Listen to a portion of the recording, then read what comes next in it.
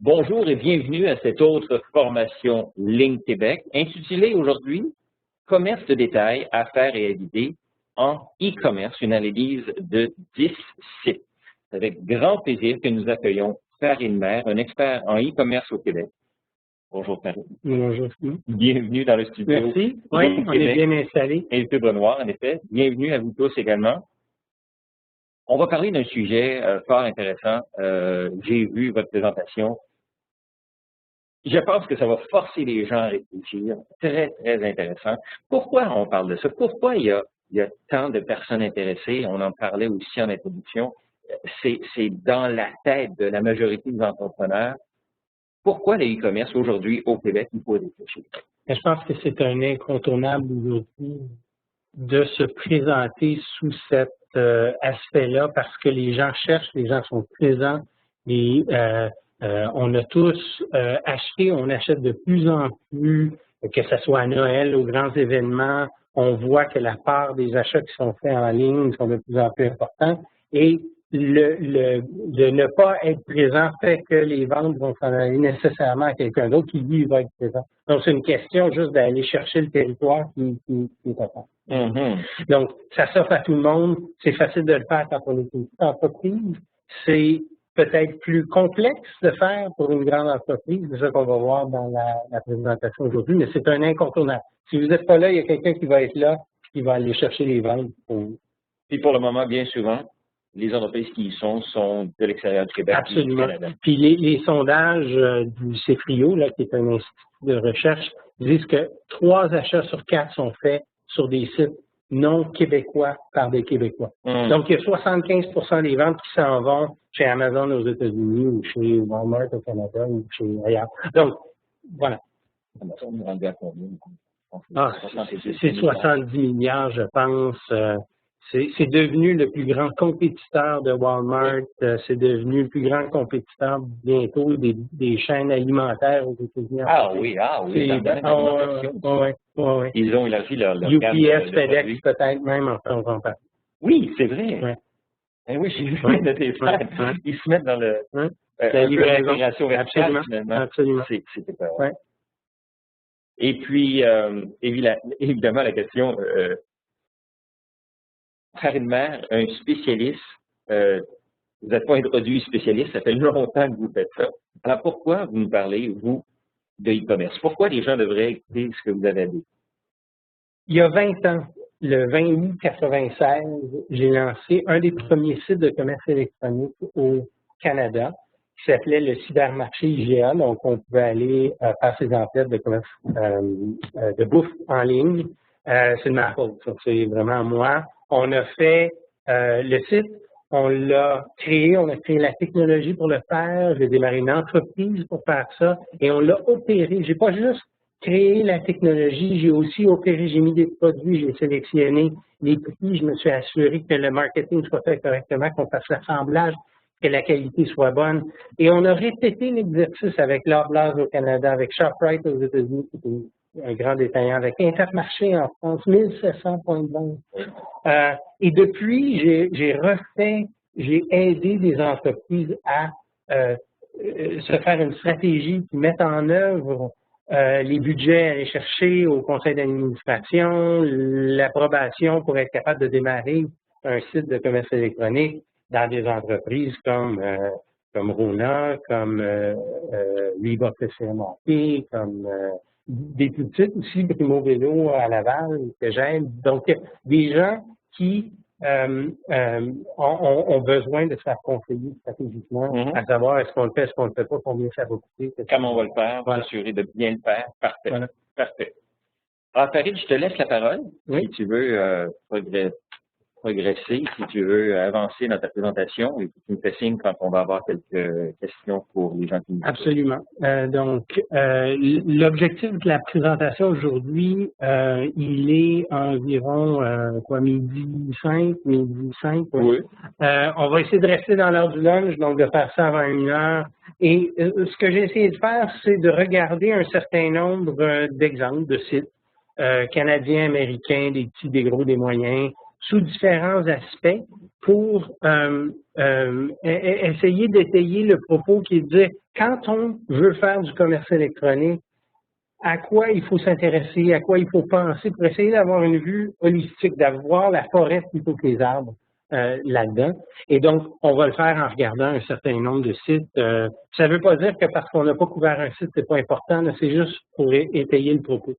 Donc, en introduction, ce que je veux faire, c'est vous présenter un peu cette étude qui était sortie il y a quelques mois de BI Intelligence, qui montre la progression fulgurante qu'a le commerce électronique, ou enfin le online sales, donc la vente sur l'Internet, sur les différentes catégories. Et on se rend compte, et on le vit tous les jours, que le média, donc acheter de la musique sur iTunes ou acheter une télé ou un iPad ou un ordinateur, ça devient quelque chose qui se fait majoritairement en ligne. On va bientôt se rendre à plus de 50% du média qui va être vendu en ligne. Et donc, ce qui est important de comprendre là-dedans, c'est que si les clients se présentent et vont faire les achats en ligne, ben, si on n'est pas présent, on ne sera pas capable, c'est des ventes qu'on va perdre. Et le pire, c'est qu'on ne se rendra même pas compte qu'on les perd parce qu'ils ne viendront plus passer. C'est pas des ventes physiques, c'est pas des gens qui vont se promener devant chez nous, devant notre magasin. On faisait le commentaire tout à l'heure à l'effet que, je ne sais pas si c'est très, très représentatif, mais ton point me fait penser, c'est juste à te promener dans certains centres d'achat pour réaliser qu'il y a moins de passants. Oui. Oui, bien, il y avait une bonne étude dans la presse, là, j'aurais pu le mettre effectivement le week-end dernier, si vous avez la presse plus. Allez regarder l'impact qu'a finalement le commerce électronique sur ça transforme complètement la vente d'un paquet de choses. Puis évidemment, on va le voir plus dans médias, sporting, hobby, electronics, mais on va le voir arriver dans furniture, clothing, health and personal care, et même la bouffe, là, moi, c'est une des choses qu'on a fait au départ, mais ça affecte toutes les catégories, ça affecte les biens physiques aussi bien que les biens virtuels. Est-ce que je me trompe en disant Amazon a démarré avec des produits qui sont facilement achetables en ligne, et là vient d'introduire des centaines ou des milliers d'autres produits. Donc, finalement, ces propos-là, c'est un peu la courbe que suit Amazon. Absolument. Puis il y a un paquet de recherches qui vont derrière ça, où on est capable de caractériser pourquoi les médias sont les premiers à être disrupted, donc à être impactés par le commerce électronique. Il y a un paquet, mais effectivement, ça ne s'applique pas de la même manière partout, parce qu'il y a des coûts qui sont impliqués, il y a des changements de façon de faire qui sont impliqués, et c'est ça qui fait que ça n'affecte pas chacun des domaines, mais clairement, tous les domaines sont importants. Une étude qui est sortie au cours de la dernière année, en fait, c'est Internet Retailer qui fait la liste des 500 sites de commerce électronique dans le monde. Ils font aussi une liste qui inclut des sites canadiens. Ils ont sorti juste la liste des top 20 canadiens. Ce qui est important de remarquer dès le départ, c'est que les top 20 canadiens ne se classent même pas dans les top 100. Et là. Donc, première réaction, c'est que vraiment, on n'est pas là.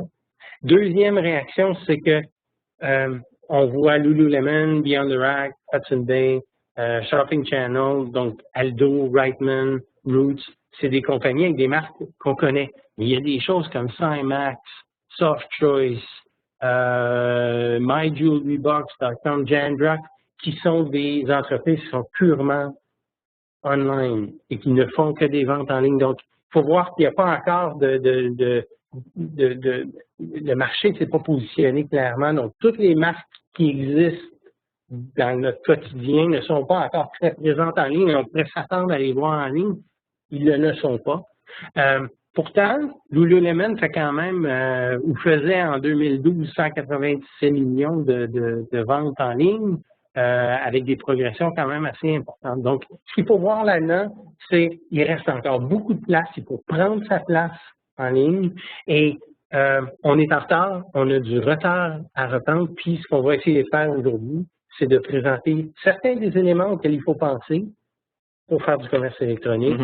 sans que ça nous empêche. Il ne faut pas se bloquer, il ne faut pas faire que on se dise ah, c'est trop compliqué. Non, au contraire. Il faut embarquer, il faut sauter dans la vague parce que la vague est. Il faut le faire de la bonne façon, par contre, mais il y a quelque chose qui me vient en tête quand tu dis il n'est pas trop tard.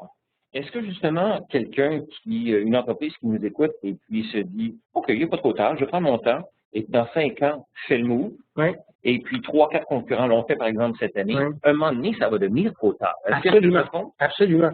Un jour, ça va devenir trop tard et les premiers qui vont s'établir sur le web, typiquement, vont être ceux qui vont garder cette position de leader par la suite, nonobstant ce qu'ils avaient. Donc, même quelqu'un qui est le numéro 2 ou le numéro 3 dans le monde réel, s'il va s'implanter numéro 1, il y a des chances de rester numéro 1 en ligne. Parce que, j'imagine, c'est une question d'achalandage, parce qu'il commence quelque part, puis à milliards. Absolument. Puis les gens qui vont, il y a un stickiness. Tu sais, quand on est habitué, on a notre panier d'achat, on a notre historique, c'est facile. Tu comprends l'interface. Exact. Et ça devient difficile de changer. Oui. Et donc, voilà. Donc, dans chaque industrie, Farid, il pourrait y avoir 4-5 winners, puis après ça, bien les autres vont dire « Oh, c'est difficile d'aller gruger les parts de marché. » Mais il faut revoir la courbe qu'on avait tout à l'heure. Comme ça ne s'applique pas, comme la pénétration du commerce électronique n'est pas très grande partout, mais il y a peut-être des industries sur lesquelles les gens le voient moins, mais ça s'en vient. Et les gens qui vont bouger, qui vont s'établir là-dedans, vont nécessairement avoir une meilleure place. D'accord.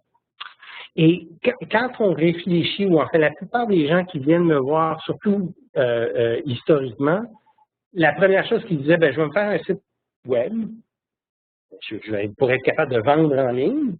Et mon plus gros enjeu, c'est de mettre la technologie, donc d'avoir la solution. Est-ce que j'ai les bons outils pour être capable de vendre en ligne? Et c'était vraiment le focus principal. Les gens qui viennent me voir me disent, je connais pas la technologie, il faut que tu nous aides avec la technologie. Combien ça va coûter la technologie? Est-ce qu'on est capable de le faire? Est-ce que ça se vend avec mon IAP? Etc. Or, l'approche et l'angle que je prends, c'est de dire, aujourd'hui, oui, c'est vrai qu'il faut mettre en place la technologie pour vendre sur Internet, mais on ne peut plus considérer ça comme un problème technologique. Il faut le considérer comme l'ouverture d'un nouveau magasin et considérer le choix des produits qu'on va y mettre, le prix qu'on va assigner à ces produits-là, le marketing qu'on va faire de notre nouvelle boutique, oui, la vente en ligne, mais l'assemblage et la livraison et le service à la clientèle, parce que tous ces éléments-là vont contribuer à faire le succès ou le non-succès de notre entreprise. Et évidemment, il va y avoir de la technologie pour supporter l'implantation de ces 5 grands piliers-là, mais il va aussi avoir des impacts sur les processus, les façons de faire. Comment est-ce qu'on va faire notre marketing? Comment on va faire notre assemblage dans notre entrepôt? Est-ce qu'on est équipé dans notre entrepôt pour faire l'assemblage des commandes un item à la fois ou si on est habitué de vendre ça par paquet de 6 ou de 12 pour les envoyer à nos marchands? Donc, c'est ce genre d'impact-là qu'il faut considérer. Est-ce qu'on a les bonnes ressources pour le faire? Est-ce que les gens qui sont avec nous sont éduqués pour le faire? Est-ce qu'ils sont prêts à faire ce changement-là? Et donc, c'est hyper important de le voir dans cette globalité.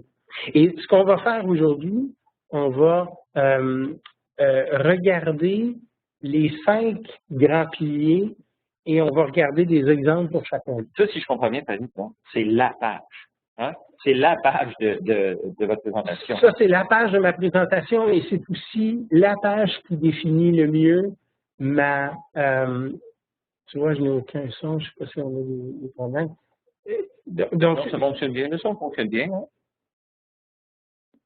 Donc, la page qui est à l'écran là, ça définit non seulement ce qu'on va voir dans la présentation aujourd'hui, mais ça définit aussi l'aide que je donne ou le service ou l'accompagnement que je fais avec mes clients. C'est d'être capable de le regarder dans l'ensemble et pas juste de dire je suis là pour implanter de la technologie ou je suis là pour optimiser le centre de livraison ou je suis là pour aider à faire du marketing en ligne. C'est un tout. C'est un tout. Et après, on va mettre un effort différent dans chacun de ces niveaux. Pour ceux qui, quelques commentaires ici dans le chat, qui n'ont pas de son, là, probablement que vous êtes joints à nous un peu plus tard. voyez l'onglet Communiquer en haut et vous pouvez choisir l'interface de son approprié, tester. Alors, autrement, le son fonctionne bien. Excuse-moi, Fabien. Non, ça va. Si tu veux mettre le premier sondage, j'aimerais ça pouvoir... donc, pendant que Simon fait ça, je vais voir, il y a une question ici de José Anne. Oui, s'il te plaît. Parfait. Donc, le sondage, évidemment, c'est pour les gens qui ont des sites existants. Ce que j'aimerais savoir, c'est l'impact que vous avez eu. Est-ce qu'il a été plus au niveau de votre marketing, de votre mise en marché, donc la sélection des produits, les prix, sur la vente en ligne, le site de commerce électronique, l'assemblage, la livraison des produits, service à la clientèle, les retours, ou plusieurs de ces réponses, histoire de savoir, bon, on voit que ça commence à rentrer, ça a l'air d'être relativement bien réparti. Pour l'instant. Mais il faut dire que ce sont pour les sites existants. Absolument. Alors, nous sommes 83 en ligne présentement. Grosso modo, peut-être 10-20% des gens ont déjà des sites. Mais pour ceux qui n'ont pas de site, qui voudraient répondre et qui se disent, moi, ça va avoir un impact plus grand au niveau de mon service à la clientèle, par exemple, je vous invite à répondre. Et donc, on regarde, y a-t-il un frais, Josiane McDuff qui demande, y a-t-il un frais à vendre des objets volumineux, dispendieux en ligne, par exemple, porte polaire, oui, vous vendez Moi, je suis toujours surpris de voir que tout se vend en ligne. Oui, tout. C'est une question de bien de mettre le bon prix, mais quand je vois qu'il y a des gens qui vendent des fleurs, quand je vois qu'il y a des gens qui vendent des aliments, de la bouffe en ligne, tout se vend. Il faut juste concevoir l'expérience, comme je disais, choisir les bons produits, faire le bon marketing aux bonnes personnes, le vendre en ligne, s'assurer que quand on fait l'assemblage, la livraison, que ça corresponde aux attentes de qualité des clients et finalement qu'on soit capable de faire un bon service. Quand on est capable de prendre ça en compte, il n'y a absolument rien qui ne peut pas se vendre en ligne. Mmh. Est-ce que je fais erreur en disant, plus l'item est dispendieux, comme Josiane fait référence, plus l'item est dispendieux, plus l'acheteur doit avoir une forte confiance au marchand? Oui, je pense qu'il y a un aspect relationnel. Je pense que tu peux fermer le sondage. Oui, OK. Effectivement, il y a l'aspect relationnel qui est important. Il y a la crédibilité qui est établie avec le vendeur. C'est sur tous des aspects, finalement, qui vont aider mais c'est pas différent d'un magasin ou d'une boutique qui va s'ouvrir. C'est pour ça que je fais souvent le parallèle de dire ouvrir une boutique en ligne. Il y a 20 ans, c'est une question de technologie. Aujourd'hui, c'est plus une question de technologie. C'est les mêmes questions qu'on se pose quand on va aller ouvrir un local. C'est quel produit je vais mettre sur quelle tablette, comment je vais les présenter, comment je vais avoir des représentants qui vont être capables de bien expliquer ce que j'ai là pour rendre le client confortable à acheter. Comment je vais amener des gens dans mon magasin? Même chose. Donc, les résultats du sondage intéressants parce que, pour deux choses. Il y a, comme je m'attendais, plusieurs de ces réponses. Donc, il y a eu un impact sur plusieurs aspects de l'entreprise. C'est pas juste une question de technologie. Ce qui me surprend un peu, c'est qu'il y a eu seulement une réponse où il y a eu un impact au service à la clientèle. Donc, visiblement, la concentration est pas encore de ce côté-là des impacts. Sinon, je suis un peu surpris, mise en marché, qu'on n'ait pas eu besoin de choisir d'autres produits pour aller en ligne, mais je trouve ça intéressant. Pour la mise en marché. Oui, je trouve ça intéressant comme réponse. Parfait. Alors, si je saute à mon prochain. Donc, ça, c'est un petit peu la carte qui va nous servir durant toute la présentation. La carte qui va faire le résumé des 10 sites qu'on va regarder. Évidemment, je les ai regroupés autour des 5 grands thèmes dont je parlais, marketing, mise en marché, vente, assemblage et services. On va passer tout de suite au niveau du marketing, puis évidemment, la compagnie fétiche en termes de marketing, pour moi, c'est Apple. Et je voulais en parler simplement pour démontrer un des aspects qui est important en termes de la transformation que les e-commerce ont sur une entreprise. Apple a choisi d'ouvrir des magasins alors qu'ils avaient déjà un site très performant de commerce électronique. Et donc, les magasins qu'ils ont ouverts, ce n'est pas juste des magasins pour faire des achats, comme la majorité des gens d'entrepôt, on rentre, on va chercher notre produit. Non, on peut l'acheter en ligne. Ce que les gens sont allés chercher de plus dans les boutiques Apple, c'est du service. Oui. C'est d'être capable de comprendre, de pouvoir se faire aider à installer un logiciel ou à déboguer une machine, mais aussi le côté éducation. Et quand on rentre dans un magasin Apple, la première chose qu'on voit, c'est tous ces appareils qui sont disponibles pour nous, pour les essayer avec des conseillers. Donc, Apple est en train, selon moi, de définir ce que va avoir l'air un site, un magasin physique dans les prochaines années, dans toutes les industries, et vraiment, ça s'applique à toutes les industries, c'est de dire que le magasin ne sera plus un entrepôt où les gens vont aller se présenter pour aller chercher un produit, mais bien un endroit où, oui, accessoirement, on va être capable d'acheter des produits si on est pressé, mais il va toujours avoir le site web, toujours le site de commerce électronique où on va être capable de le faire. Mais on va aller en magasin comme un showroom. On va aller utiliser le magasin. Il y a un terme établi pour ça qui s'appelle le showrooming, qui a été un des problèmes pour Best Buy, puis on va en parler tout à l'heure. C'est que les gens se présentent en magasin pour essayer le produit, voir combien il pèse, et l'achètent pas. Puis ils l'achètent en ligne. Oui, oui. Parce qu'en ligne, il est moins cher. Donc, Apple l'a compris dès le départ, a engagé la femme qui est en charge de des produits de luxe, dont j'ai dit le nom, je pense que c'est Louis Vuitton, qui vient de commencer à travailler pour eux. Pourquoi? Parce que Apple a été capable, avec ses magasins, d'avoir le plus haut taux de vente par pied carré.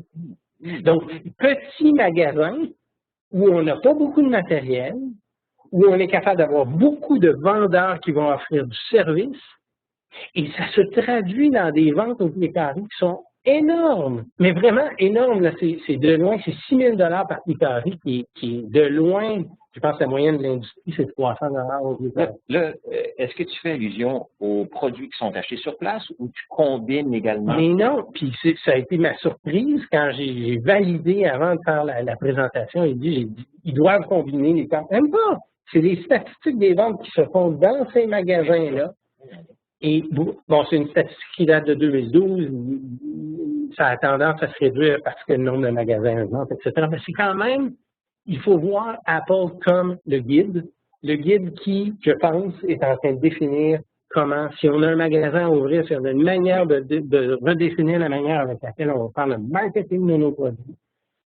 Donc, beaucoup de services à la clientèle. Énormément. Et de penser, absolument, de penser à un magasin non plus seulement comme un mini-entrepôt, mais comme un point de service où on est capable d'aller, parce que d'acheter, on va le faire en ligne. Oui. Et le deuxième exemple au niveau du marketing, c'est Well.ca. Well.ca qui est une compagnie canadienne qui a été démarrée par un gars ou une gang de gars de BlackBerry qui ont démarré une pharmacie en ligne. Et Well quand ils ont démarré leur pharmacie et qu'ils ont été voir les fournisseurs leur demandaient « Qu'est-ce que vous allez mettre en ligne? » Ils ont dit « Donnez-nous tout votre catalogue. » Parce que pour nous, la tablette n'a aucun coût. Il n'y a pas de coût pour nous d'aller afficher vos produits. Et donc, ils ont eu une sélection très, très grande. Le problème, c'est que personne ne les connaît. Oui. La marque Well.ca ne veut rien dire. Alors, bien qu'ils aient un bon site avec des milliers de produits, ils doivent trouver une manière de se faire trouver. Quand les gens vont chercher les produits qu'ils vendent, il faut qu'ils soient capables de trouver Well. Alors, qu'est-ce qu'ils font? Puis là, je donne deux exemples. Le premier, c'est la recherche sur Google. Tout le monde va faire des recherches sur Google. Quelqu'un qui cherche quelque chose sur l'Internet va aller dans Google. Premier réflexe. Il va aller sur Amazon aussi, mais il va aller sur Google. Les deux points principaux.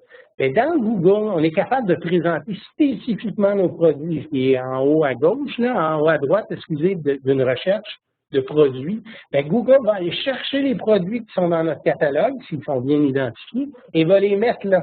Mais ça, il faut s'entendre que c'est de la publicité.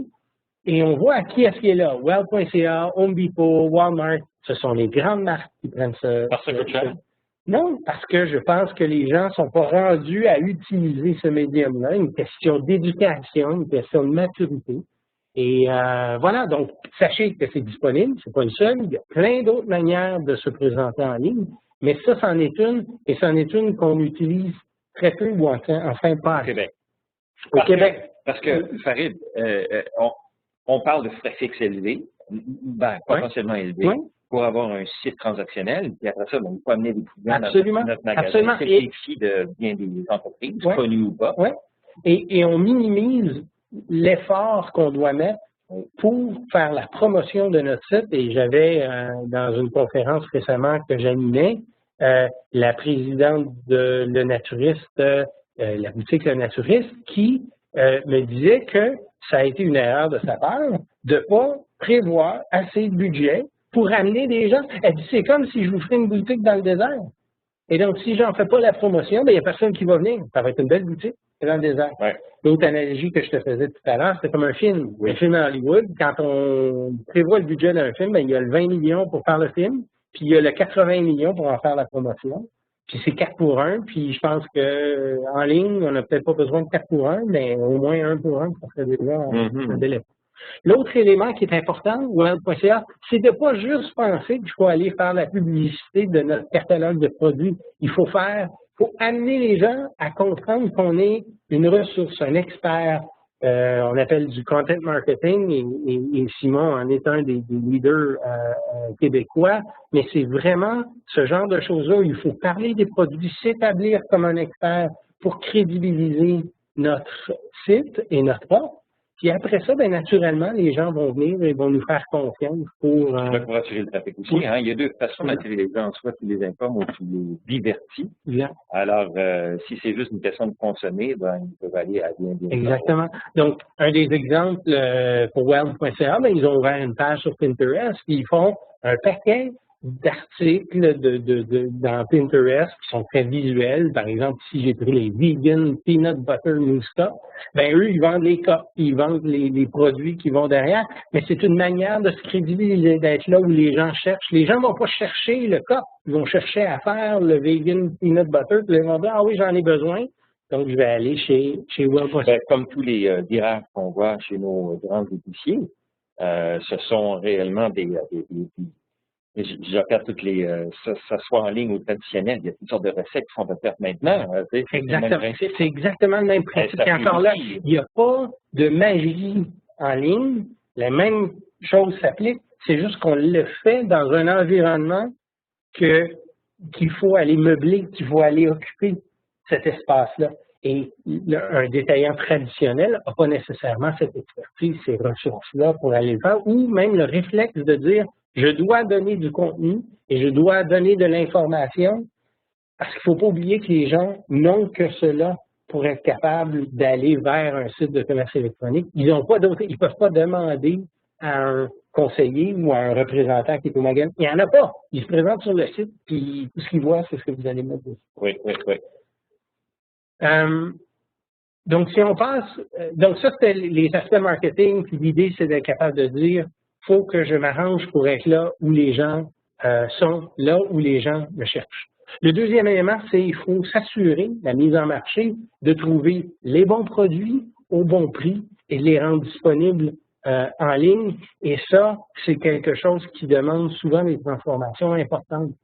Bureau en gros, Staples en anglais, a pris un virage important l'année dernière, ou il y a 2 ans, où ils ont dit, nous ne sommes pas présents en ligne, nous nous faisons voler de la clientèle par Amazon parce qu'un crayon, c'est un crayon, puis c'est quoi la valeur? Et donc, on doit investir en ligne, et c'est pas parce qu'on a 8000 produits dans nos magasins qu'on ne peut pas en avoir 2 millions en ligne. Et effectivement, aujourd'hui, ils en ont à peu près 1 million, ils sont passés de 40 000 à 1 million en un an, ils prévoient arriver à 2 millions et dire aux gens, oui, vous allez, c'est un peu l'analogie que je faisais avec Apple tout à l'heure. Le magasin bureau en gros a encore une valeur, mais le magasin, on va se déplacer au bureau en gros pour avoir de l'aide, pour peut-être avoir de la formation, pour peut-être aller se dépanner parce qu'on a besoin d'un crayon, qu'on a besoin tout de suite, là, ou un toner d'imprimante. Mais tout le reste, là, on peut l'acheter en ligne et si on a déjà notre relation qui est établie avec lui, on va aller nécessairement le faire. Mais si on ne l'offre pas, on va aller chez quelqu'un d'autre qui va être Amazon ou nos bannières. Donc, cette transformation-là a obligé Staples à dire « Je n'ai pas de bouffe à chien dans mes magasins, mais pourquoi je ne le vendrais pas en ligne? Parce qu'il y a des gens de plus en plus qui amènent leurs chiens au bureau et qui cherchent exactement et qui cherchent à avoir des produits pour les chiens, puis de la bouffe. Et donc, on se retrouve avec des aberrations comme Future Shop qui vend la bouffe. Pourquoi? Parce qu'ils cherchent à rejoindre le marché des business. Donc, ce que je veux dire par rapport à la mise en marché, c'est que il ne faut pas penser que parce qu'on offre 82 produits, qui est le sous-ensemble des 4000 produits du catalogue de nos fournisseurs dans nos magasins, qu'il faut se limiter à ça quand on vend en ligne. Je comprends. Et l'inverse est aussi vrai. Et l'inverse est aussi vrai. Si on a 4000 produits, on pourra en offrir 300 aussi. Là. Absolument. Oui. Et choisir les bons produits parce qu'ils sont complémentaires à ce qu'on vend en ligne et non pas. Penses-tu que Bureau, en gros, va changer un peu son concept de magasin, un peu à l'image d'Apple? J'ai de la difficulté à croire qu'ils ne le feront pas. Oui. Et ça, je pense que c'est une autre discussion qu'on pourrait avoir, mais je pense qu'Amazon va tellement transformer le modèle en ayant une structure de coût qui est tellement plus basse que celle de Staples, que Staples n'auront pas le choix de dire, bien, mes produits, je vais les vendre au même prix qu'Amazon. Puis dans mes magasins, ben, pour amener des gens dans les magasins, il faudra que je donne une valeur ajoutée. Oui. Sinon, ils ne viendront pas. C'est fou. Ouais. Quelle transformation. Exact. Et je ne dis pas que ça va se passer demain matin. Je dis simplement que c'est quelque chose qui va se faire petit à petit au fil des prochaines années. Et que si on ne s'y prépare pas, si on n'y va pas, à petits pas, ben, quand ça va arriver, c'est comme un précipice, on va tomber en bas. Benjamin nous pose une question intéressante. On parle justement de Bureau en gros ou Amazon. Est-ce qu'Amazon pourrait ouvrir des boutiques éventuellement? Amazon en parle depuis plusieurs années. Amazon en parle. L'effet showroom dont je parlais sur Apple, c'est d'être capable de présenter des produits qui naturellement demandent une présence humaine pour réconforter le client à dire oui, c'est correct de l'acheter, pas parce qu'il y a un prix élevé ou autre. Ou alors, c'est des produits qu'il faut essayer, il faut les voir, il faut les peser, il faut les regarder dans les différents sens. Les TV, c'est le meilleur exemple. Et ça a affecté beaucoup Best Buy. On va en reparler plus tard. Je vais juste partir cette question-là. Très bonne question. Dans la mise en marché, j'ai inclus mon aspect technologie de la présentation. Je voulais parler de Shopify. Shopify, qui est une technologie, c'est un vendeur de technologie, donc une solution clé en main, software as a service, de commerce électronique qui a été très, très bien financé. C'est un start-up canadien. Ça a été développé dans la région d'Ottawa, Kingston, Waterloo.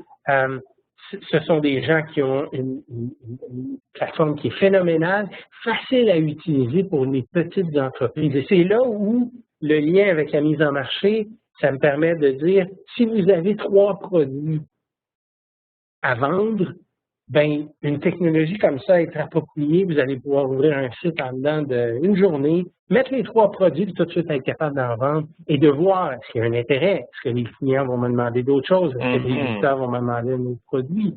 Et si vous avez des magasins, ce genre de technologie-là, il faut toujours y penser en termes de sélection de produits, mais aussi d'intégration au magasin, au mobile, si vous avez un environnement magasin, si vous n'en avez pas, ça ne coûte pas. Là. Et j'en parlais pour des petites marques. Souvent, on va penser à une solution comme Shopify si on a un petit commerce. Et souvent, mes clients de plus grande taille sont frileux. Ils disent « Ah non, nous sommes une marque XYZ, nous ne pouvons pas faire affaire avec une solution, et on doit être propriétaire, tout ça. » Il y a une rapidité d'action qui vient à utiliser un outil comme celui-là, et même des marques comme Patagonia, qui auraient voulu, à un certain moment donné, vendre des produits de bouffe, du saumon de l'Atlantique, tout ça. Ils ont été naturellement vers une solution comme celle-là pour offrir leurs produits. L'autre marque que j'ai trouvée, que je trouvais tellement intéressante, c'est Tesla. Tesla vend des voitures, mais vend aussi des accessoires. Oui. Et les accessoires, ils vont les vendre en ligne via un site qui a été fait avec Shopify. Ah oui.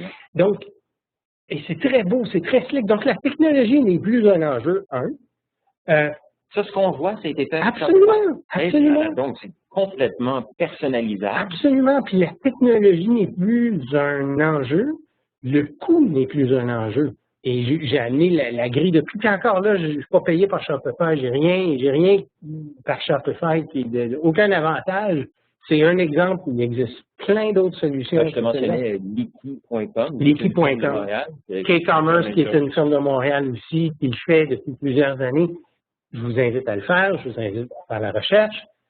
Si vous avez besoin d'aide, c'est le genre de choses, évidemment, que je fais, mais pour 80 $ par mois, puis pour à peu près 3 de vos ventes, plus 79 $ par mois, il est possible d'avoir un site de commerce électronique de même. Oui. Et donc, il n'y a plus de barrière. Il suffit de choisir les bons produits, leur donner le bon prix, puis on peut commencer avec un. Donc, puis on va vite, c'est normal qu'on passe rapidement au-dessus des sujets. L'idée, c'est de dire, faut voir l'ensemble de l'œuvre, et là, on est arrivé au point de dire, OK, comment est-ce qu'on se présente, qu'est-ce qu'on rend disponible en ligne? Bien, il faut le rendre disponible en ligne, et là, je vais regarder Amazon et Harry's. Amazon, pourquoi? Parce que c'est un incontournable, c'est les leaders, c'est le modèle, c'est eux qui nous amène à transformer, à définir le modèle d'affaires. Et Amazon sont en train, de manière systématique, d'adresser tous les enjeux que les gens ont, vraiment systématique. Il y a une superbe étude de McKinsey là-dessus, où ils sont en train systématiquement de dire les clients ne veulent pas acheter en ligne parce qu'ils ont des enjeux par rapport au retour. Ben, Amazon rend le retour très facile, voire même dans certains cas gratuit et bâti dans la foule. Plus d'enjeux. Les gens ont des enjeux parce qu'ils aimeraient recevoir le produit rapidement. Amazon est en train de démarrer des projets pilotes aux États-Unis pour faire la livraison le jour même.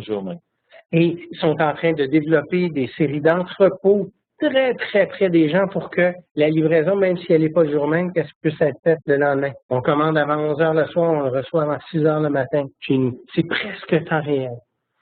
La livraison gratuite, ils ont démarré un programme qui s'appelle Amazon Prime, où on est capable, si on est inscrit à ce programme-là, on ne paie plus pour se faire livrer. Ça prend un minimum d'achat, je me dis, par année? Non, c'est les frais d'abonnement donc, pour le 79 $, on a accès à ça. Qu'est-ce que ça a fait comme effet? C'est que l'enjeu le plus important quand on n'a pas de magasin, c'est la livraison, vient de disparaître complètement. Et Amazon, les chiffres le démontrent, un client va dépenser environ 500 $ chez Amazon par année. Un client Prime va dépenser 1500 $. C'est entre 3 et 3,5 plus. Pourquoi? On veut rentabiliser notre 79 $ d'investissement, puis à ce moment-là, on achète c'est comme la carte de membre du Costco. C'est exactement la même chose. Et finalement, le troisième élément, c'est de dire, je veux voir mon produit avant de l'acheter. Ben, c'est pas grave. Allez chez Best Buy, allez voir la TV chez Best Buy, je vous donne une application mobile, scannez le code barre, puis je vais vous donner mon prix, puis il va être meilleur que chez Best Buy. J'ai vu l'application. C'est anti-concurrentiel, c'est fou. Ça s'appelle le showrooming. Oui. Et c'est ça, c'est vrai, c'est là aujourd'hui, pour vivre avec. Puis Best Buy, la réaction? Ben, on va en parler dans quelques slides. L'autre exemple, c'est celui de Harry's. Harry's, c'est une compagnie qui vend des rasoirs. C'est une compagnie qui a levé 120 millions de capital de risque et qui vend à peu près 22 produits sur un site hyper léché, avec des belles photos en grand format, avec de l'information très appropriée pour faire que les gens soient capables d'aller acheter, que ce soit sur leur mobile, d'être capable de voir des vidéos, d'avoir tout le complément d'information qui est nécessaire parce qu'on n'a plus le vendeur.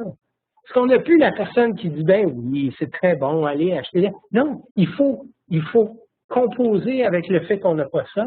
Et on n'a plus les outils encore aujourd'hui pour faire des petites vidéos, pour mettre des textes, pour aller racheter des recettes, pour aller mettre des reviews, pour aller mettre des commentaires des clients, positifs ou négatifs. Oui. Mais ce qui est surtout brillant, c'est que Harry's a offert le service de réapprovisionnement automatique.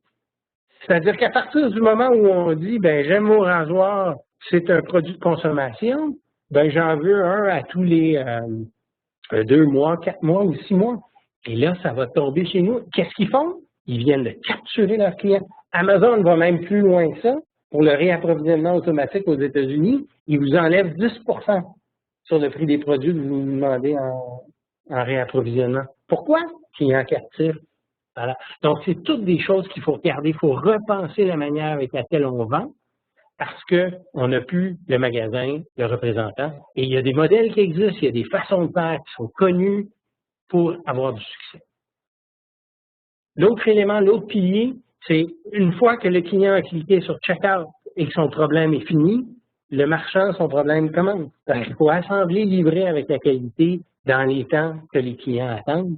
Et là, je voulais parler de Post Canada, parce que Post Canada doit absolument se réinventer au cours des prochaines années. Ils vont arrêter de livrer le courrier à la maison, mais ils vont devenir une compagnie de livraison de produits en ligne.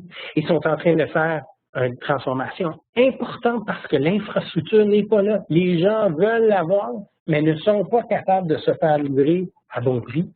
Et aussi parce qu'ils perdent des sous. Oui.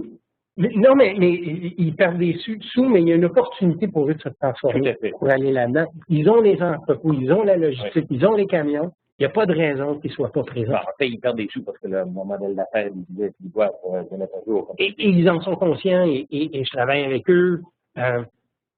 C'est quelque chose qu'ils sont en train d'expérimenter, par exemple, à Toronto. C'est l'exemple que je donne ici.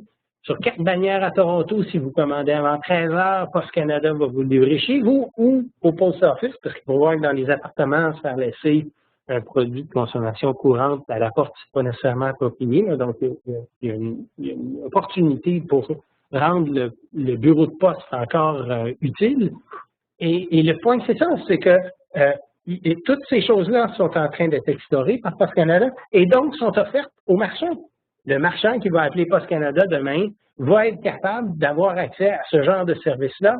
Si ce n'est pas à Toronto ou si c'est à Montréal, ça va peut-être venir si les tests sont utiles. Mais il y a un paquet de services que Post Canada va rendre disponibles pour faciliter les retours, pour rendre l'expédition plus facile, plus rapide des colis aux gens à bon coût ou enfin à meilleur coût que ce qui est disponible aujourd'hui. Post Canada se positionne pour devenir un partenaire des entreprises qui ont réduit le commerce. Absolument, absolument. Donc, on va laisser, ça c'était effectivement les différentes offres de Post Canada. De toute façon, la présentation va être disponible après la conférence. Vous allez pouvoir la suivre et la revisionner. Tout à fait. Oui, juste une question de cuisine. La présentation, tant l'enregistrement de ce que vous voyez présentement que la PPT va être transmise par courriel demain à 9 h. Alors, vous allez pouvoir cliquer sur les liens pour la consulter de nouveau. Et là, on parlait beaucoup de Best Buy, puis j'ai toujours remis. Best Buy a eu tellement un impact important du showrooming de Amazon, oui, avec l'application mobile où les gens physiquement se présentaient chez Best Buy, regardaient des télés, prenaient 15 minutes d'un vendeur, d'un représentant, puis une fois que c'était fini, il allait prendre une photo du code, puis il disait merci, je vais aller l'acheter en ligne. Et le vendeur pouvait rien faire.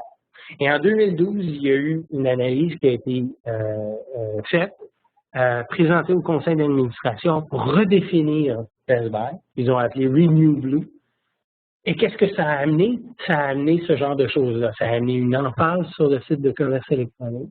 Ça a amené la note qui disait « Nous battons tous les prix en ligne ou n'importe où ». Best Buy était vraiment attaqué de toutes parts et vraiment se sont dit « On ne peut plus offrir et dire qu'on est en train de compétitionner avec la bannière qui est de l'autre côté de la rue. C'est plus vrai. » Oui. Et donc, il faut qu'on soit capable d'accoter n'importe quel prix. C'était devenu le showroom d'Amazon. Absolument. Et ils étaient en train de mourir. Staples a vécu la même chose, exactement la même chose. Et donc, ils sont en train de se redéfinir Ils vont être obligés de redéfinir leur politique de prix, mais aussi de dire, on a toute cette infrastructure-là qu'Amazon n'a pas à supporter. Les magasins, là, il faut payer un loyer, il faut payer des employés, il faut chauffer, il faut mettre du matériel. Amazon n'a pas ces coûts-là. Ils sont capables de les utiliser pour financer la livraison et financer tout le reste, le prix, etc. J'ai très bien documenté tout ça. Ce que Best Buy a dit, c'est nous, on va être capable d'utiliser nos magasins pour vraiment faire que la livraison, parce que c'est un coût important pour le client, ne soit même plus un facteur parce que vous pouvez venir le chercher dans n'importe quel de nos magasins. Et c'est très, très bien exploité dans le site de Best Buy. On présente très clairement qu'est-ce qui est en ligne, qu'est-ce qui est en magasin, la quantité restante. On est capable de réserver un produit en magasin. C'est quelque chose qu'il faut faire, qui a des implications technologiques phénoménales s'il y a des marchands qui existent, qui ont déjà des ERP avec SAP, Oracle, peuvent penser tout de suite à la complexité d'aller intégrer toute cette quincaillerie-là. Un inventaire en ligne. Un inventaire en ligne, en temps réel. Bon, enfin, il y a un paquet d'enjeux qui viennent avec ça. Mais c'est ça. La norme, c'est les gens s'attendent à ça. Et si vous avez des magasins, il faut transformer les magasins pour devenir des points de service, d'éducation et de retrait des commandes. C'est ce que Walmart a fait aussi l'an dernier. Ça, c'est une photo du Store Pickup au Best Buy à New York. La première chose qu'on voit en rentrant avant de voir une télé, c'est le Store Pickup. Intéressant. Et donc, est-ce que la Poste Canada, le bureau de poste, va devenir ça, ou est-ce que qu'est-ce qui nous empêcherait d'aller chercher un produit qui n'est pas un produit de Best Buy au Store Pickup de Best Buy? Il y a un paquet de choses qu'on peut commencer à considérer là-dedans.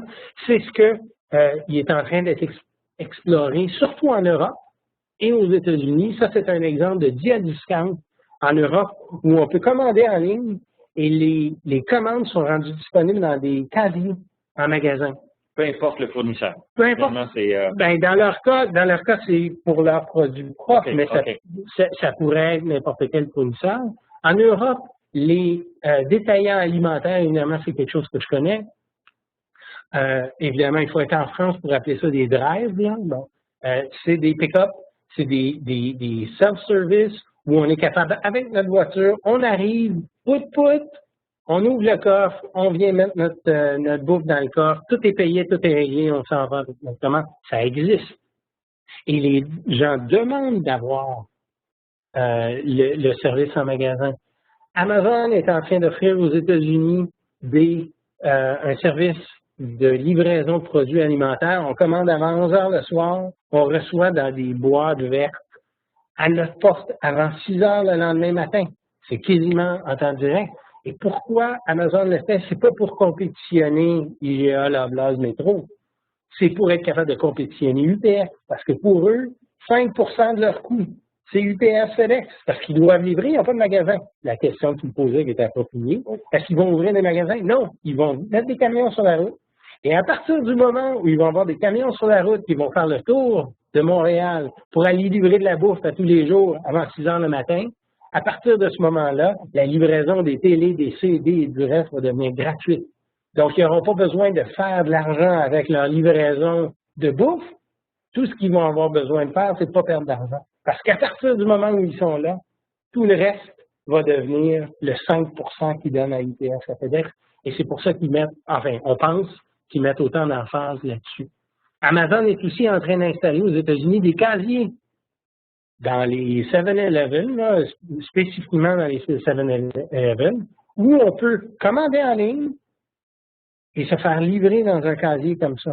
Et ils permettent même de faire les retours dans les casiers. On n'aime pas notre produit, on va au 7-Eleven, on le met dans une case, on demande un retour, c'est tout.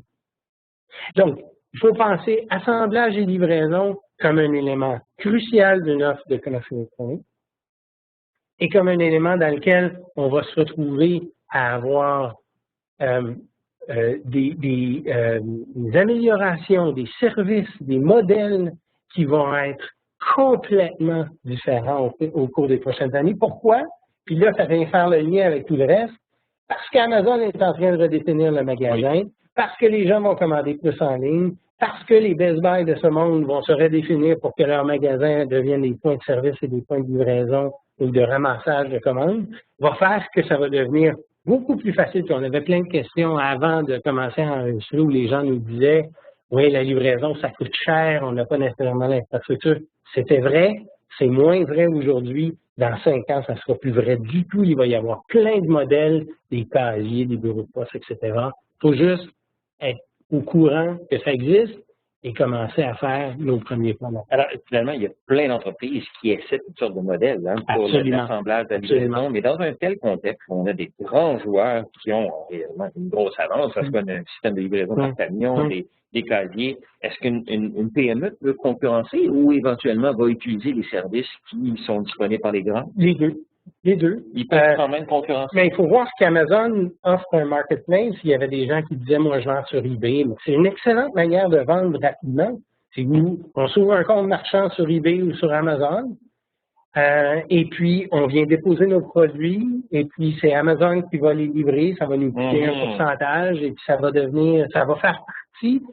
Ça va aller utiliser toute la logistique et toute la promotion qu'Amazon en fait. Quand on va le chercher, c'est Amazon. Donc, des fois, c'est pas une question de devenir concurrent, mais de partenaire ou client, en fait. Renaud Bré a changé complètement son fusil d'épaule au cours des dernières années, où il voyait au départ Amazon comme un compétiteur, et maintenant, il le voit comme un canal de distribution comme un autre.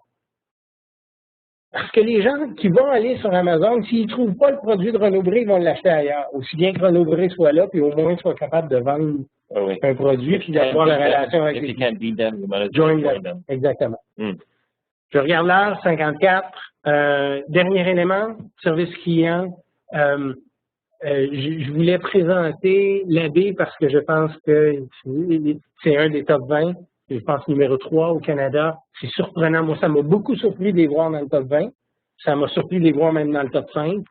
Et ce que je me suis rendu compte, c'est que je me suis présenté dans un magasin l'AB et j'entendais à l'audio, n'oubliez pas que si votre produit n'est pas disponible, n'hésitez pas à demander à votre conseiller qui va pouvoir faire une recherche. Si nous ne l'avons pas en stock à votre grandeur, on peut vous livrer gratuitement le lendemain chez vous.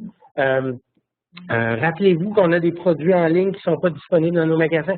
Exactement ce qu'on a dit, qui vient faire le lien avec l'expérience magasin. Il ne faut pas voir le magasin en ligne comme un compétiteur, mais le client s'attend effectivement à avoir une symbiose. Entre le réel et le virtuel. Exactement.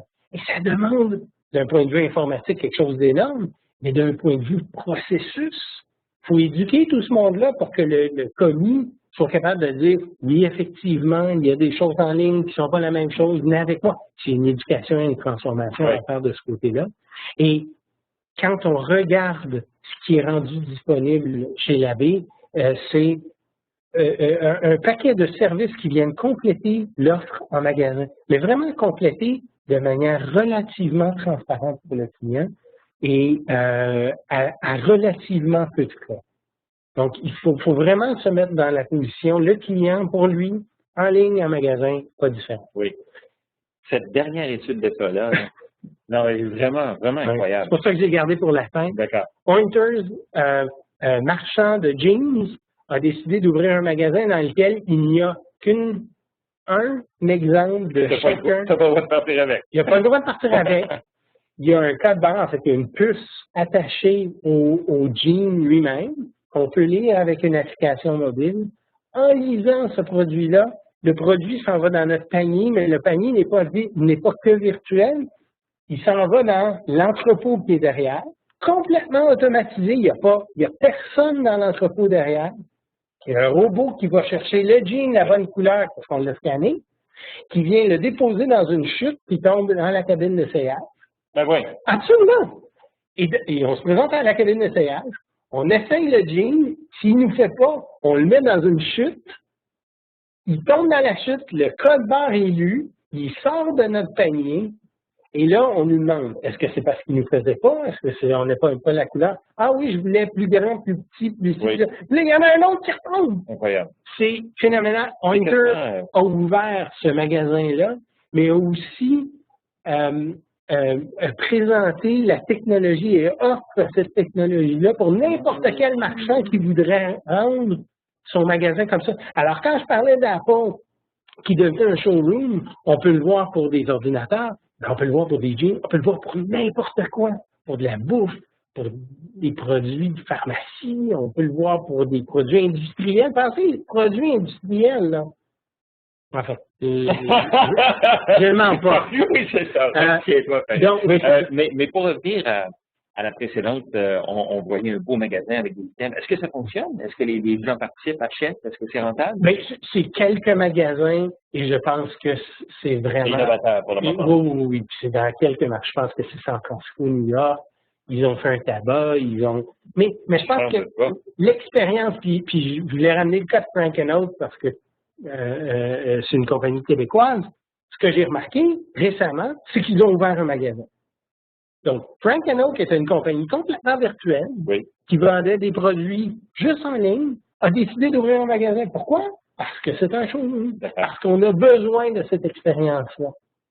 Et eux, le service à la clientèle est hyper important. Il faut penser à ces aspects-là qui peuvent même vous amener à redéfinir le modèle. Ça fait réfléchir, tout ça? Ça fait réfléchir. Donc, en conclusion, on va passer peut-être à la deuxième question de notre sondage, puis conclure pour laisser les gens retourner à leur meeting d'une heure. Donc, le deuxième sondage, c'est de dire, compte tenu de tout ce qu'on a discuté là, si vous avez un site qui est démarré ou si vous désirez démarrer un site, c'est quoi votre principal enjeu, obstacle pour démarrer un site? Si vous n'en avez pas un, là, pourquoi vous n'avez pas démarré? Est-ce que c'est une question de coût, une question de technologie, je ne connais pas ça ou ils ne sont pas disponibles, je n'ai pas les bonnes personnes? Ou c'est carrément simplement parce que mon entreprise ne s'y intéresse pas pour nous, ou une autre raison. Pourquoi c'est important? Et les gens qui ont déjà un site existant, s'il vous plaît, répondez, qu'est-ce que ça a été le principal obstacle à vous rendre là, ou c'est peut-être encore un obstacle aujourd'hui? Est-ce qu'une bonne réponse aurait pu être parce que je n'ai pas défini la stratégie, peut-être? Bien, je pense que c'est un peu ce qu'on dit quand je parle de ce n'est pas une priorité pour l'entreprise, c'est de dire j'y ai pas pensé, je l'ai pas mis dans mon mix, j'ai pas je me suis pas fait une tête à savoir ça va coûter combien, c'est quoi les ressources, c'est quoi la technologie, etc. Puis pour ne pas faire une blog, c'est exactement ce que tu fais. Pour ne pas faire une blog. C'est exactement ce que tu fais. Merci. Oui, effectivement. C'est exactement ça. C'est d'aider à amener l'entreprise, qu'elle soit petite, moyenne ou grosse. Les enjeux sont pas les mêmes, puis l'implication de ma part n'est pas la même dans mon investigation avec eux. Mais c'est vraiment le genre de dossier que je fais ou que je réalise avec eux. Et si on regarde un peu les résultats du sondage, on peut le fermer. En gros, les deux gros aspects principaux, c'était le budget, ça ne me surprend pas. Le budget, c'est une question de priorité aussi. Si j'ai pas le budget, ça veut dire que la haute direction n'a pas dit « OK, c'est important, on accorde en dessous ». Absolument. Et ça peut être une perception aussi de coût. Puis je pense qu'en utilisant des exemples comme Shopify ou en utilisant des exemples comme Google, j'espère que ça va pouvoir faire prendre connaissance aux gens qu'il y a moyen d'aller là-dedans à plus petit coût. Puis deuxièmement, je pense qu'il y a des décisions fondamentales à prendre des fois, de transférer des budgets existants de marketing traditionnel au marketing en ligne, de mise en marché traditionnel au marketing en ligne, de l'amélioration de magasins. En fait, c'est des choses comme ça qu'on réfléchit. Je suis heureux de voir qu'il y a peu de gens qui disent que c'est la technologie parce que je pense que ça ne devrait pas. Alors, après ta présentation, ce serait gênant un peu. J'espère. Ressources humaines, très bon point.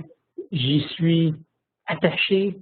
Ça a été les plus gros succès que j'ai faits étaient reliés aux ressources. Les plus gros échecs étaient reliés aux ressources. Des fois, le plus gros problème, il est entre la chaise et le keyboard. Et c'est ça qu'on dit. Et effectivement, il faut y penser.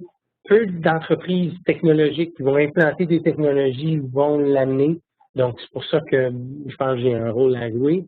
N'est pas une priorité pour mon entreprise parce que ça reflète bien le fait que la majorité des entreprises s'y intéressent aujourd'hui, à faire du commerce.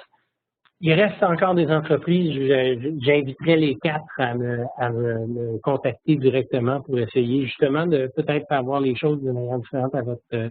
Et les autres, s'il vous plaît, écrivez, commentaires, email, à savoir plus. On a des bons commentaires ici, là, puis avant de répondre aux questions, est-ce que tu aimerais clore? Peut-être, oui. Je pense à une dernière page. Clore, je vais clore la présentation, puis on peut rester en ligne là, pour discuter effectivement d'autres sujets. Donc, les 5 choses clés à retenir, puis si tu peux me remettre les participants, s'il te plaît.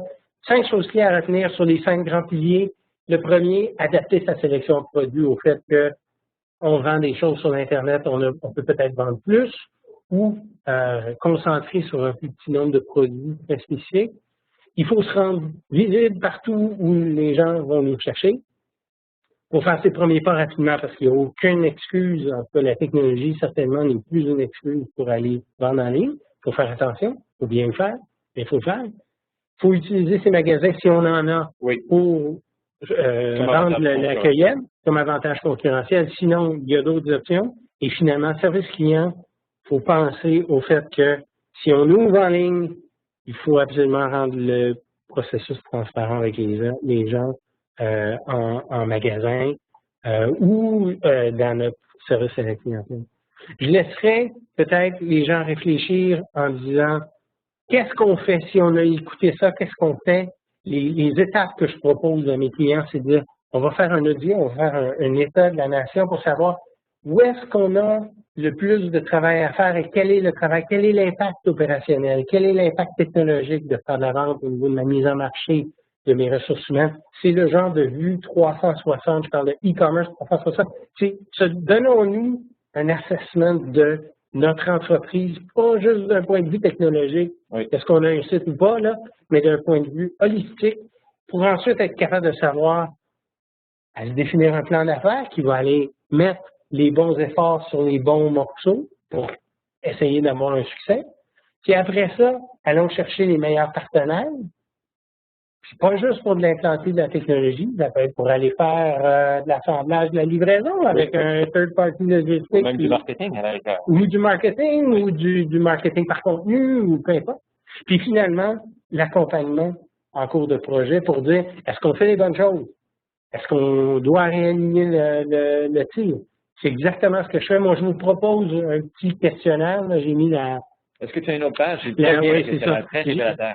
Très, très simple. Évidemment, j'ai une liste de questions qui est beaucoup plus importante que celle-là, mais je voulais juste vous donner un genre d'idée, de genre de choses où on va être capable de mesurer sur chacun des aspects.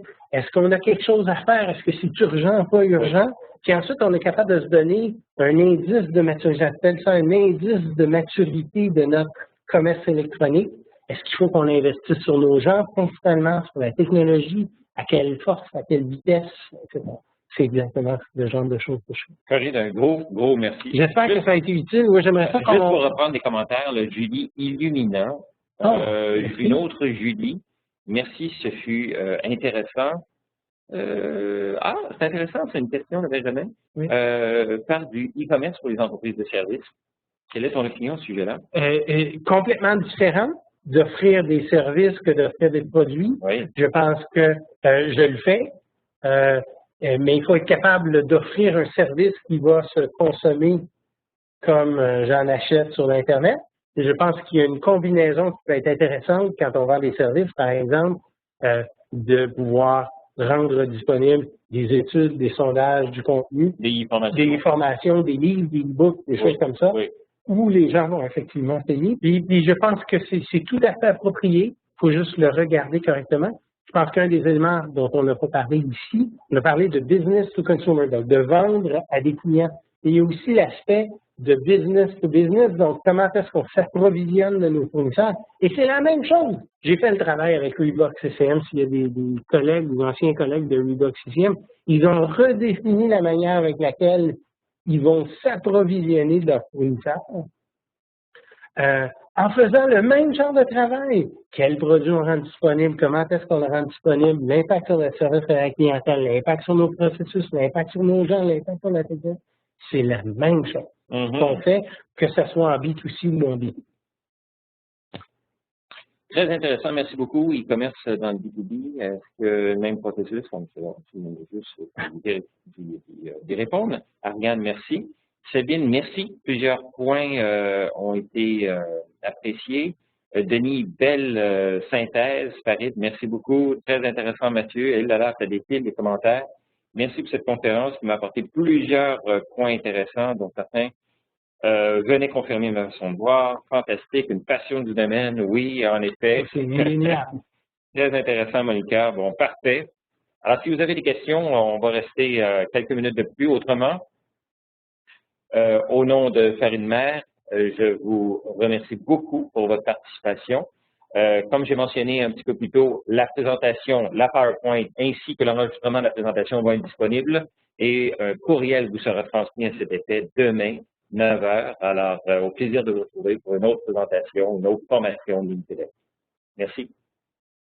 Alors, s'il y a d'autres questions, peut-être qu'il faut remettre qu'on voit les participants, à savoir s'il reste des gens. Ah oui, oui, 62 personnes. Oui, donc, si vous avez des questions, commentaires qui restent, qu'en est-il des frais de douane pour les ventes par Internet? Super bonne question. En fait, on parle de frais de douane, on parle de tous les frais qui sont associés à l'assemblage, la livraison. On parle des taxes aussi. Ça a été un sujet discuté beaucoup récemment aux États-Unis parce qu'avant, il y a un flou, il y a un certain flou. Il faut faire attention. La plupart du temps, on peut s'en sortir sans nécessairement avoir de frais de douane. Je pense qu'il y a encore un flou de ce côté-là. Ça dépend des produits, ça dépend de la valeur des produits, ça dépend de la quantité qu'on va faire. Il y a même des gens qui vont, quand on commence à avoir beaucoup de volume, faire affaire avec des partenaires de logistique qui sont aux États-Unis, donc juste de l'autre côté de la frontière, justement pour dédouaner nos choses en bas, être capable d'avoir ça dans un entrepôt américain qui va profiter, entre autres, de UPS, FedEx à des taux beaucoup plus faibles pour être capable de livrer aux États-Unis. Donc, quand on pense aux États-Unis, il y a des choses qu'on peut considérer. Quand on pense d'un point de vue mondial, il faut le considérer aussi. Je ne suis pas un expert dans le domaine. C'est là où on va chercher de l'expertise ailleurs pour regarder là, spécifiquement dans votre... Mais le marché est devenu tellement important qu'il y a toujours des entreprises qui peuvent impartir, qui peuvent prendre ça en charge complètement. Absolument. Surtout pour le côté livraison. On est habitué de penser UPS, FedEx, tout ça. Le Poste Canada. Le Poste Canada. Mais il existe, j'en ai visité un sur la rive sud la semaine dernière, une compagnie qui offre ses services via Poste Canada, qui effectivement a des entrepôts, a des systèmes informatiques pour gérer les entrepôts, pour être capable de faire qu'on est capable de gérer les retours, qu'on est capable de gérer aussi la réception des marchandises. C'est un domaine qu'on peut carrément outsourcer, impartir à des firmes qui se spécialisent là-dedans. Et si on veut y aller minimalement, on en a parlé, Amazon, meilleur exemple. Amazon, on vend 32 produits, on envoie nos palettes à Amazon, ça s'en va dans leur entrepôt à eux, ils en font la réception, la validation, et puis ils font le shipping, l'expédition, ça nous coûte X, c'est élevé, mais il y a un service qui est complet. Qui est complet. Oui. Et on profite de toute l'infrastructure d'Amazon. C'est-à-dire qu'il y a des entrepôts partout aux États-Unis, au Canada, en Europe, en Asie. Donc, si on va partir... Exactement. Avez-vous d'autres références de sites pour fabriquer son propre site en ligne? Il y en a plein, oui. Donc, on parlait de Shopify.com, SHOPIFY.com. Compagnie d'Ottawa. Compagnie d'Ottawa. Cherchez une compagnie qui s'appelle KE Commerce. Je pense que c'est KE-Commerce, qui est une compagnie de Montréal. Ou de Québec, peut-être. Oui, effectivement, des bureaux à Montréal aussi. C'est des gens que je connais, si vous avez besoin de faire mettre en lien. Liki aussi. Liki, dont tu parlais. AI.com, une compagnie de Montréal, très bon marché. Maintenant, si vous voulez faire affaire avec des Américains, il y a BigCommerce.com, BIG Commerce, donc Big Commerce en un mot, .com. La plupart des plateformes qui sont disponibles, qu'on connaît, le Magento, Ibris, vont être offertes en mode cloud. Donc, les gens qui veulent obtenir ou aller dans la direction de j'achète ma propre plateforme, je l'installe sur mes serveurs, peuvent commencer avec une solution qui est offerte en mode imparti chez eux. On parle ici d'Acomba Commerce, je ne les connais pas. Denis Dufour, merci de le mentionner. J'aimerais ça, effectivement, peut-être rentrer en lien avec moi. J'aimerais ça les connaître mieux. Si oui, je vous invite à vous connecter avec Farid, oui, évidemment, tout à sur fait. LinkedIn. Si jamais aussi, il faut penser, une compagnie qui s'appelle Demandware. Demandware est intéressante parce que c'est une compagnie qui est spécialisée dans le monde du apparel, donc la vente de linge, qui offre un site de commerce électronique complètement hébergé et qui offre une plateforme qui est hyper populaire, qui est compétitrice des plus grandes plateformes, donc quelque chose à regarder définitivement. Une solution connectée, donc Denis, Acomba, oui, qui est connecté au système comptable et à l'inventaire, effectivement. Une solution comptable à la base. Oui, c'est effectivement, je savais que le nom me disait quelque chose. Il faut voir qu'il ne faut pas minimiser l'effort qui est requis pour aller intégrer ces différentes solutions-là. Je ne voulais pas minimiser l'effort. Souvent, c'est déconnecté ensemble. Absolument, le truc est là-dedans. Et souvent, on se retrouve avec des plateformes qui sont un peu délicates qui vont devoir être améliorées là, pour pouvoir supporter ces nouvelles demandes d'inventaire en temps réel sur l'Internet.